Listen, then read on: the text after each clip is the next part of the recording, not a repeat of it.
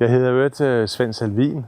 Jeg er født i 1945, så jeg er 68 år nu.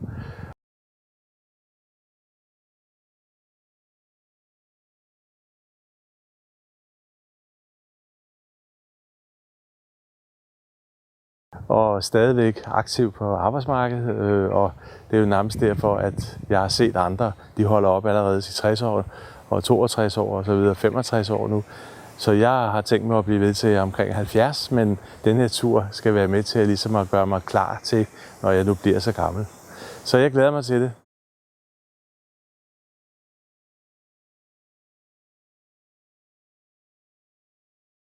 For nu at være sikker på, at jeg lever lidt op til det, som Hans Erik har sagt, at det er strabasser, så har jeg også tænkt mig, at det er jo ikke gjort bare med at gå en tur på der, hvor jeg bor, og lufte hunden, som jeg øvrigt ikke har. Men jeg er nødt til at gøre noget andet. Jeg er nødt til at virkelig tage mig sammen. Og det mener jeg med, at et liv, som jeg har haft, der har der været en del rødvin i, der har været mad af forskellige art, som jeg har hygget mig meget med, og det vil sige, at jeg har en form i dag, der absolut ikke passer til den tur der. Så jeg har aftalt med mig selv, at for at leve op til det her, der holder jeg op med at spise, som jeg har gjort, men spiser sundt. Jeg får hjælp til det, fordi jeg kan ikke selv finde ud af det. Jeg er nødt til at have noget professionel hjælp. Og jeg starter på fitness, og det gør jeg 4 gange om ugen. Og det er 4 gange en time, mandag, tirsdag, torsdag, fredag.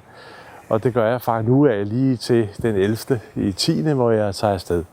Og jeg skal tabe 20 kilo og tage 3 kilo på, som er muskler igen. Sådan så det her, der sidder hernede, det ikke er fedt, men det er muskler, der kan bære mig.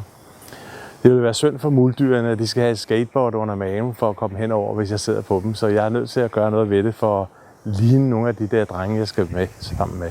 Så det glæder jeg mig til, og jeg er helt opsat på det. Det fylder så meget i mit hoved, så det gør mig også glad.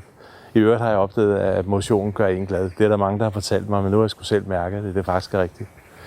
Så ja, jeg har virkelig en opgave, der er de store.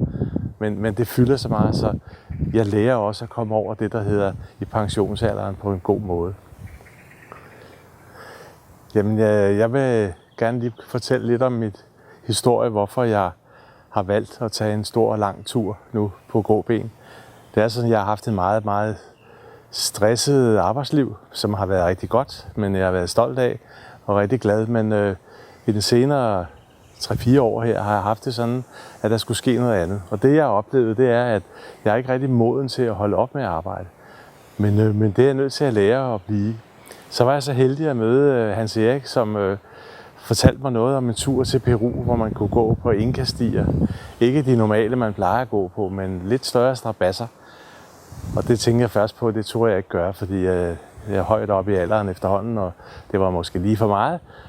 Men så har jeg tænkt, hvorfor ikke? Altså, jeg fejler ikke noget, og det eneste, jeg fejler, det er, at jeg er for tyk, og det har jeg tænkt mig at gøre noget ved. Så jeg har nogle måneder her nu, hvor jeg kan lære at komme til at komme ned i de par bukser, som passer, når man nu skal derop. Det har jeg sat mig for, det gør jeg. Og jeg har simpelthen sagt til Hans Erik, at jeg tager med, sammen med de andre drenge, der nu har valgt det her. Så jeg glæder mig helt vildt til at tage derover og bevise, det kan man godt i en alder af 68 år. Så vi ses senere på andre filmklip, håber jeg.